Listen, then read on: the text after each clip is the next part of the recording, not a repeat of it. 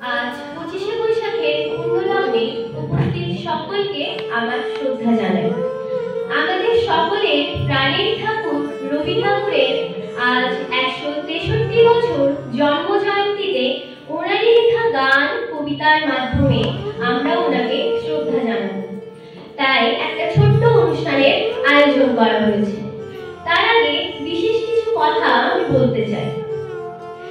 আমরা সকলেই জানি 1861 সালে কলকাতা জোড়াসাঁকোর ঠাকুর পরিবারে কবিগুরু রবীন্দ্রনাথ ঠাকুর জন্মগ্রহণ করেছিলেন। রবি ঠাকুর ছোটবেলা থেকেই ঠাকুর পরিবার থেকে প্রকাশিত ভারতীয় বালক পত্রিকাতে নানা লেখালেখি করতেন।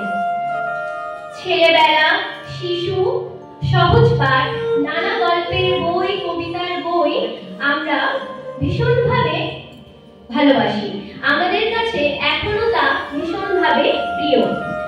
তিনি যে শুধু কবিতাতে লিখেছেন তা কিন্তু নয়, তিনি বিভিন্ন গানও রচনা করেছেন যা আজ আমাদের মুখে মুখে ফেরে। তবে তিনি যে শুধু লেখালেখিতে যুক্ত ছিলেন তা কিন্তু নয়, তিনি খুব সুন্দর ছবিও আঁকতেন। রবীন্দ্রনাথ ঠাকুর রচিত গীতাঞ্জলি কাব্যগ্রন্থের ইংরেজি অনুবাদের জন্য 1913 খ্রিস্টাব্দে তিনি নোবেল পুরস্কার পান।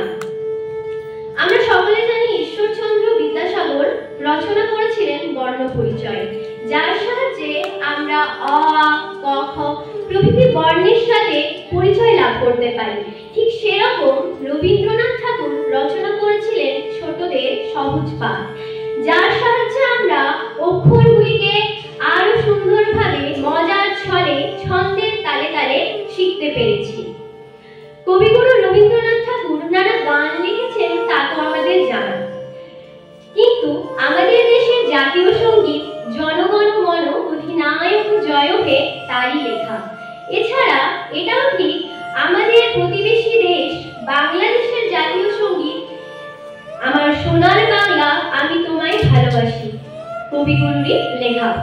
কবিগুরু রবীন্দ্রনাথ ঠাকুরের লেখা নানা গান, কবিতা, গল্প তার এত বছর মৃত্যুর পরও আজ আমাদের জীবনে এক বিশেষ গুরুত্বপূর্ণ অধ্যায় হিসেবে রয়ে গেছে। তার লেখা নানা গান, কবিতার লাইনগুলো যেন আমাদের জীবনে অক্ষরের সাথে অক্ষরে মিলে যায়। তিনি যেন আমাদের সুখ, দুঃখ, ব্যথা, বেদনা, আনন্দ প্রত্যেকটাকেই অনুভব করতে পেরেছিলেন। তাই তো তিনি আমাদের বিশ্বকবি।